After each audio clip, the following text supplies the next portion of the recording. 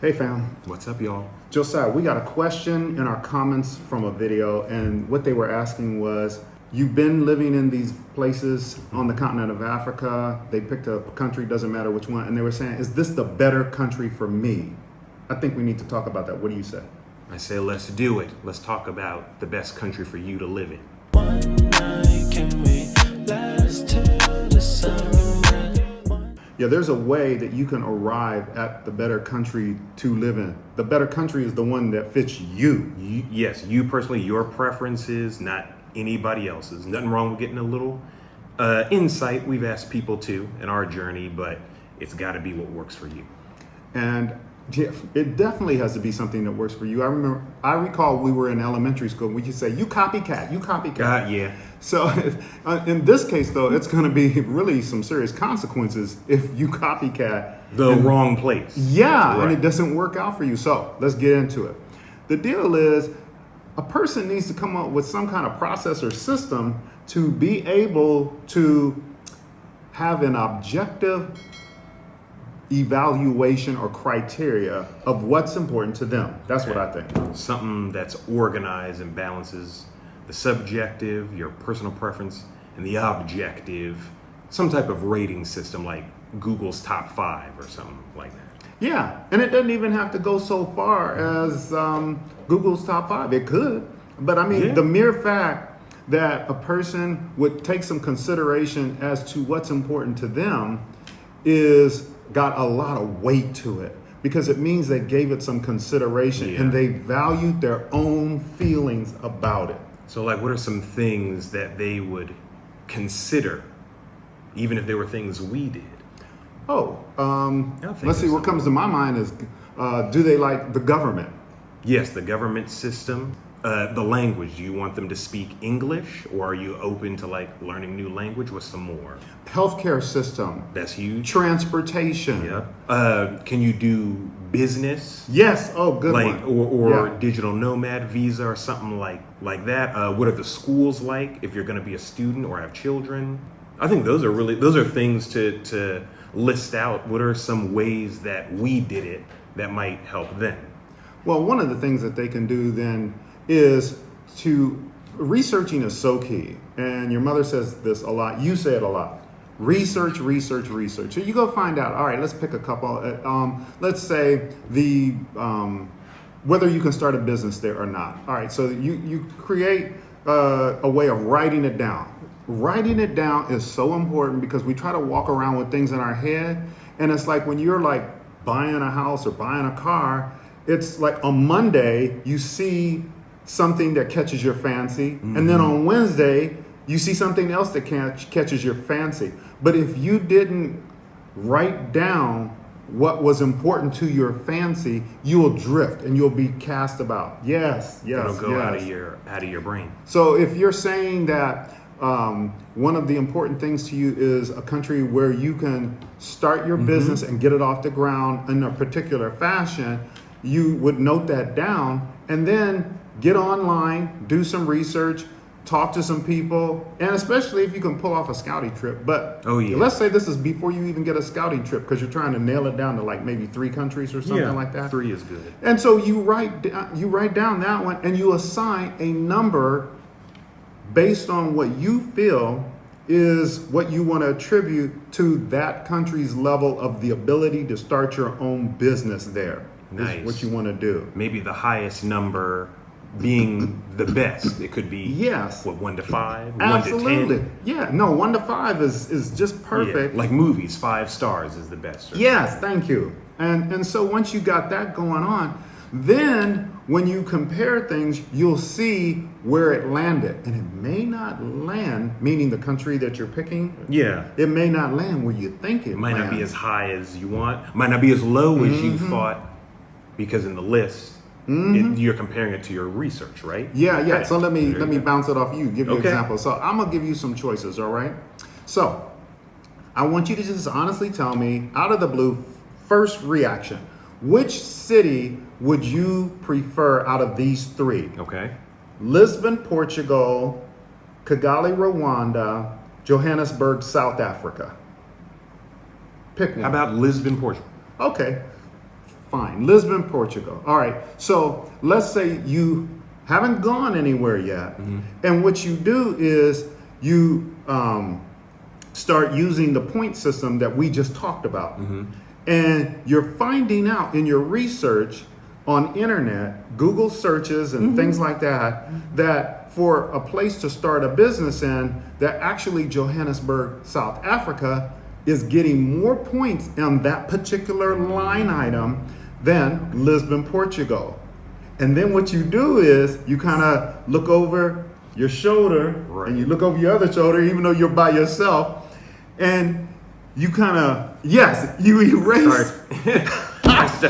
You start erasing what you had already rated. Start fudging the number. You fudge the numbers, because even though it was your own rating system, Right. it's like it's still a type of objective criteria. And when you realize, oh shoot, Johannesburg is taking the lead over Lisbon, let me fix that. And so you go and fix it. And that's the thing we want to avoid. That's how our minds work. What we do is we cheat ourselves. And if you don't write it down, if you don't take it seriously enough, because this is a lot of money and a severe life change, Exactly. then you're going to end up doing stuff like that. And you don't. You want to say, okay, according to the numbers, actually, for several rows on my sheet, and especially the one about starting a business, Johannesburg, South Africa, rated higher than Lisbon. And then when I give the country or the city the total points, it might be Johannesburg overtakes Lisbon, Portugal totally, but at least you now can be honest with yourself. Don't lie to yourself. You can be honest with yourself and say, okay, I'll tell you what, I'm going to do scouting trips to Johannesburg and Lisbon. Maybe even Rwanda. If Kigali, Rwanda took the lead over all three, but you had to be objective to even know that. If you fudge the numbers, you won't know, because really that doesn't make sense, because the objectivity was so as that you had the best chance of starting your business, or you could enjoy the best health care. But if you just make up the numbers, you don't know. It really is dangerous. Yes, it is. And if you never even used any kind of objective, no numbers, no nothing, you're really out there just drifting in the wind, just picking things. And eventually you won't be happy because it wasn't based on what you value, your value system. Because the way I'm seeing it now, when you did that with those 3 cities, it's to your point, it's like the scouting trip can be more clear after you've totaled up the number. Because now you know, in the hypothetical, South Africa was better across the board, healthcare, government, everything. So it was better than Lisbon and Rwanda across the board. But because it's objective, now the scouting trip can be more enjoyable, because now I'm like, well, maybe I could have my cake and eat it too. Maybe I should live in South Africa, but now I can vacation in Lisbon, or I can vacation in Kigali or something. It's not like I am prohibited from going, because the foundation was what's the best place for me objectively, because you can still be interested in other places, but if you don't have the objective foundation of what you initially wanted first, it sounds like chaos will absolutely ensue. You got to be objective, you got to be consistent and balanced, so is that when it's time to be objective, you enjoy that. When it's time to be subjective for like vacation and so on, you'll be good. But you got to write it down. Now, we went over that fairly quickly.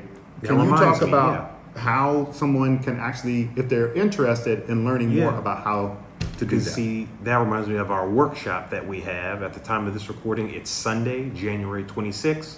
We've got a Move Abroad in 3 Easy Steps workshop, virtual workshop. It's on Zoom. Tickets are $97. All the information is in the description box of this video.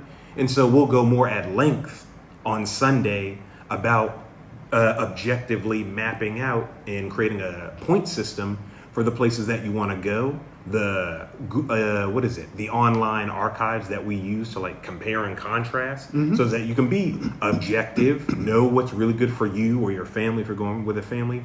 And then what's left over can also help you realize, oh, okay, well, here's some vacation spots or something, or here's where I can get some property, but maybe I won't live forever. But now you have both objective and subjective, and we, together with our family, we have 2 other members of the family. If you're new here, if you're returning, welcome back. You'll get all 4 of us for the workshop, where we go through not only that, but we also go through why you want to move. Because, why did I want to go to Lisbon in your example, or why do you want to go to South Africa? And then in the research, we get into the budgeting as well. What helped us budget expertly, so we weren't wasting money, we were saving money, and then rate that against where we wanted to go. So that it's just the most peaceful, calm transition from the United States to a new country.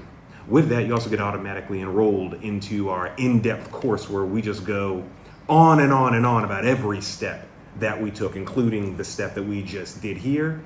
It's at no extra charge. So when you register for the workshop, you're already automatically enrolled in the course, where you'll get our family with in-depth chapters, step by step, on how we moved abroad and just kept things organized. So even if you're not moving in 2025 or something like that, no rush. We invite you to join us the 26th of January so that you can get this information, join this network of like-minded people, so that you can begin to prepare or continue to prepare for when you want to go. So that's what we got. Then you've automatically been enrolled in the online course. In the So community. that online course means you can take it self-study anytime you want, and plus you're going to get the modules we add to it over time. We'll be increasing the number of modules. Yeah. in There that you have community. it. So we hope you enjoyed this video. We invite you again to register at the link in the description. Also, let us know in the comments, where do you want to move abroad? We'd love to hear it.